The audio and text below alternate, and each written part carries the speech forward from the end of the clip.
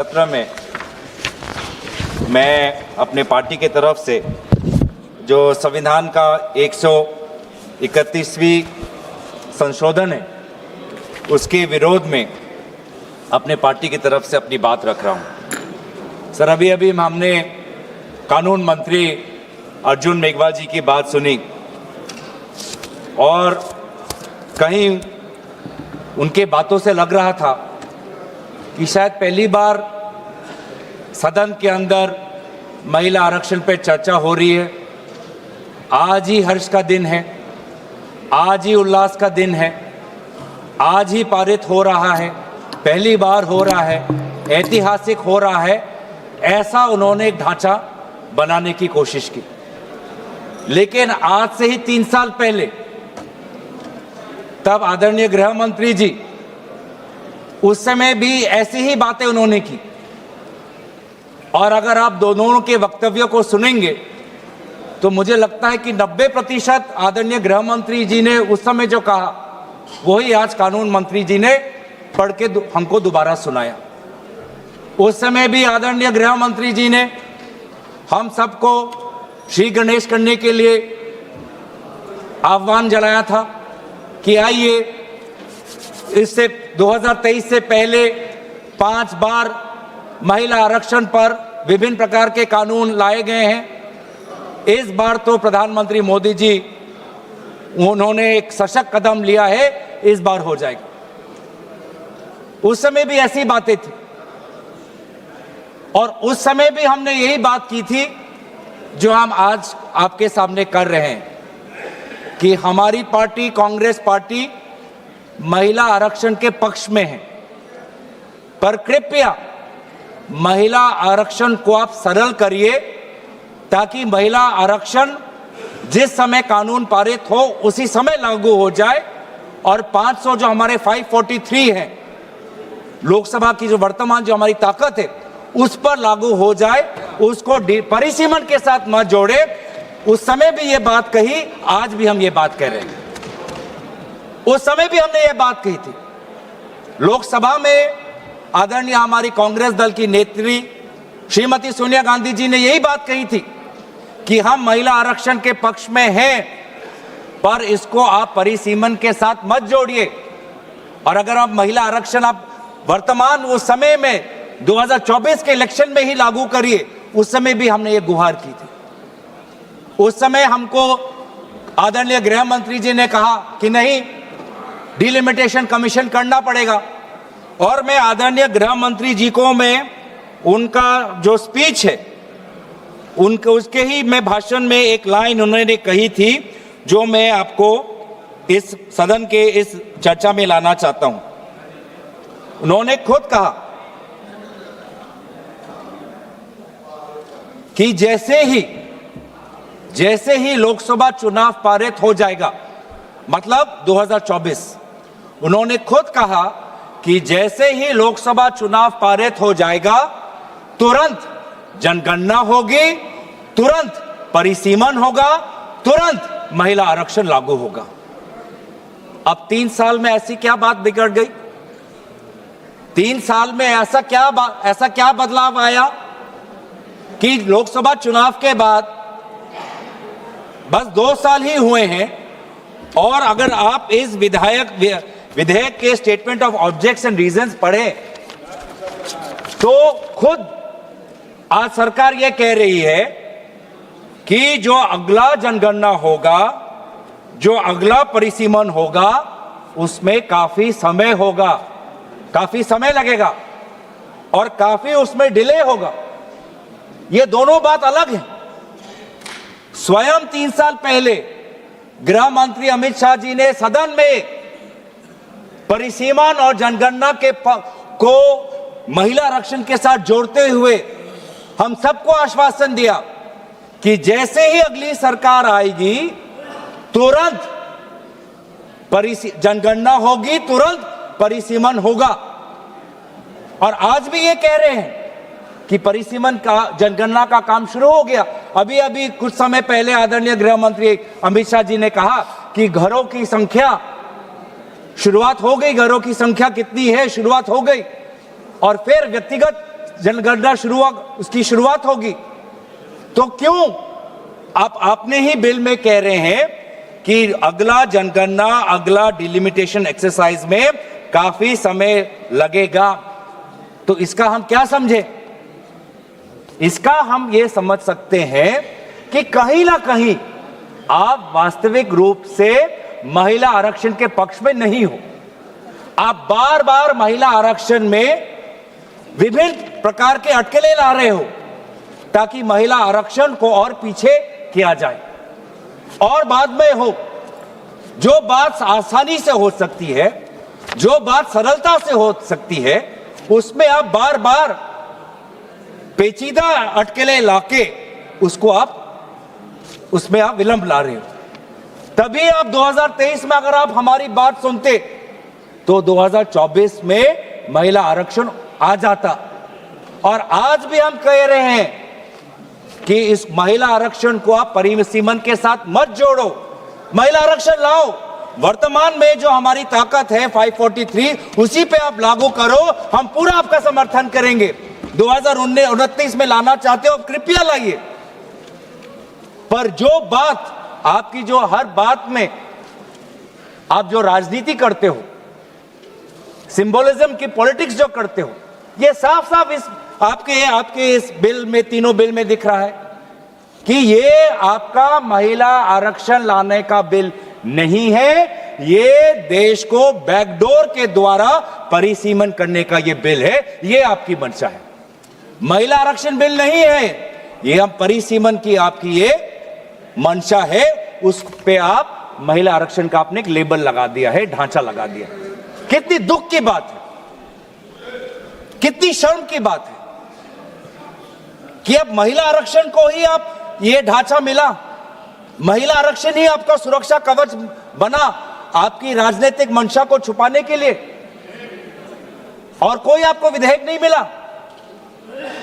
मतलब आपकी ही मंशा नहीं है। और दूसरी बात यह है कि विलंब क्यों? पहली बात तो शंका इस बात पे उठती है कि आप महिला आरक्षण के पक्ष में नहीं हो, नहीं तो आप तुरंत लेके आ जाते।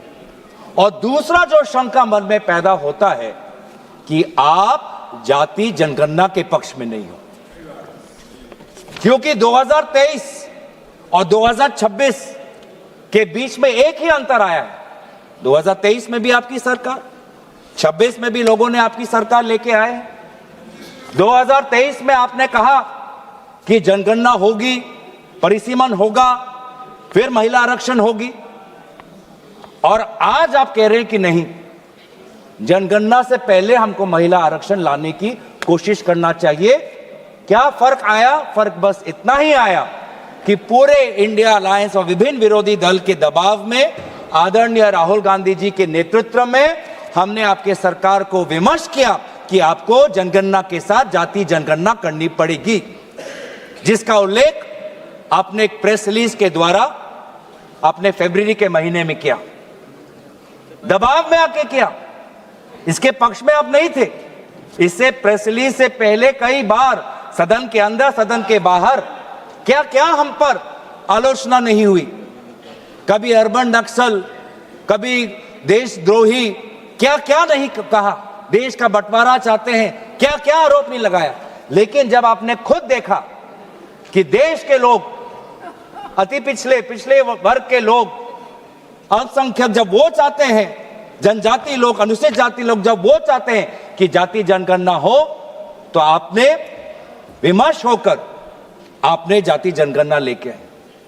अब आप वो जाति जनगणना को नहीं करना चाहते, आप नहीं लागू करना चाहते। अभी भी समय है, 2026 है, आप कह रहे हो कि काम आपका शुरू हो गया है, तो आपको क्यों लगता है, आपने क्यों यहां पे लिखा है कि कंसिडरेबल टाइम लगेगा और पार्टिसिपेशन ऑफ वुमेन जो है हमारे पॉलिटिक्स में वो डिले हो जाएगी?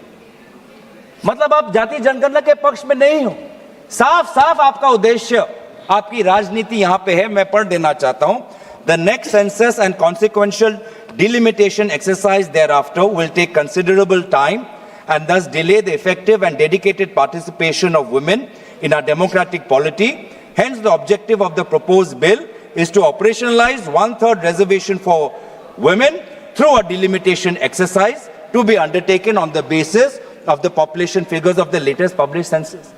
ये क्या तरीका है कि महिला आरक्षण को लागू करने के लिए आप एक डिलिमिटेशन को बुलडोज कर रहे हो, आप डिलिमिटेशन। आप जो ये बिल में आप जो ये संख्या लाए हो क्लॉज 3 में कि आर्टिकल 81 ऑफ कॉन्स्टिट्यूशन में संशोधन आना चाहिए कि 815 मेंबर्स आने चाहिए, कहां से आया ये संख्या किसने निर्धारित किया? सरकार। और इसीलिए तो हम इस बिल का विरोध कर रहे हैं कि आज सरकार अपने आप, जो संविधान में लिखा हुआ है कि जो अगला सेंसस होगा 2026 उसके बाद डिलिमिटेशन होगा, आज सरकार ने वो संविधान का पूरा आर्टिकल 81 को खत्म करके खुद अपने आप को ताकत दे रहा है कि नहीं, सेंसस के लिए नहीं हमको रुकना, और अपने आप हमने चुन लिया कि 815 करना है। ये संख्या कहां से आया? नागपुर से आया? किसी शाखा से आया? कहां से आया? कोई सरकारी दस्तावेज, कोई पार्लियामेंट्री पेपर, कोई पार्लियामेंट्री कमेटी की रिपोर्ट, कहां से आया 815 नंबर? क्या आसमान से टपक गया? कहां से आया? यही तो हम जानना चाहिए। इसलिए तो हम कह रहे हैं कि सरकार के पास इस विधेयक को इंट्रोड्यूस करने की लेजिस्लेटिव कॉम्पिटेंस है ही नहीं, कि वो सरकार अपने आप कैसे तय कर ले कि पार्लियामेंट की सदन की संख्या कितनी बढ़नी चाहिए, अपने आप बिना सेंसस की। तो बार बार यह हमको पता चलता है कि आप डिलिमिटेशन को एक राजनीतिक अस्त्र के रूप से, आप इसको एक हथियार के रूप से आप इसको व्यवहार करना चाहते हैं, जो मंशा नहीं थी। जो हमारे संविधान के निर्माता थे, डिलिमिटेशन किसी राजनीतिक दल के राजनीतिक हथियार के रूप में निर्माण करना उनका मंशा नहीं था। डिलिमिटेशन की मंशा क्या थी कि जैसे जैसे जनसंख्या बढ़ेगी, प्रशासन के लिए, सुशासन के लिए हम अपने डिलिमिटेशन अपने विधानसभाओं का, लोकसभा क्षेत्रों का ऐसा करें ताकि लोगों को प्रशासनिक सुविधा मिले, ताकि सुशासन सुचारू रूप से हो। इस उद्देश्य से डिलिमिटेशन हुआ था। लेकिन हमने देखा है कि इस सरकार के द्वारा किस प्रकार से डिलिमिटेशन को, किस प्रकार से एक निजी और काफी निम्न स्तर की राजनीतिक अस्त्र इसको बनाया गया है। मैं 2 प्रदेशों का उदाहरण देना चाहता हूं कि कैसे आज डिलिमिटेशन का व्यवहार किया जा रहा है। एक जम्मू कश्मीर, दूसरा असम, दोनों प्रदेशों में डिलिमिटेशन, दोनों प्रदेशों में। और एक में क्या हुआ, जम्मू कश्मीर के जब आपने परिसीमन की तो वहां पे आपने डिलिमिटेशन कमीशन बैठाई और वहां पर आपने सेंसस, कौन से सेंसस का आपने इस्तेमाल किया? 2011 का। और दूसरे तरफ आपने असम में परिसीमन की, वहां पर परिसीमन की दायित्व खुद केंद्र चुनाव आयोग ने ले ली, और वहां पर परिसीमन के सेंसस के आधार पर हुआ 2001 पर। आप सोच समझ सकते हो कि भारत में 21वीं सदी में 2022 से 2023 में लगभग वो 1-1.5 वर्ष के कार्यकाल में भारत के 2 प्रदेशों में परिसीमन हो रहा है। एक 2011 के सेंसस के आधार पर, एक 2001 के आधार पर, एक जगह डिलिमिटेशन कमीशन, एक जगह चुनाव आयोग। तो साफ साफ पता चलता है कि ये डिलिमिटेशन किसी प्रकार से नागरिकों को, आम नागरिकों को सुविधा देने के लिए नहीं, डिलिमिटेशन बस आप अपने राजनीतिक सत्ता को और मजबूत करने के लिए, अपने राजनीतिक जड़ों को मजबूत करने के लिए आप इसका इस्तेमाल कर रहे हैं। डिलिमिटेशन का तात्पर्य क्या था कि हर जो क्षेत्र हो, चाहे लोकसभा क्षेत्र हो, चाहे विधानसभा क्षेत्र हो, उसकी जनसंख्या लगभग समान होनी चाहिए। मैं बताऊं असम में क्या हुआ। असम में एक लोकसभा है 14 लाख लोगों का और एक लोकसभा है 26 लाख लोगों का।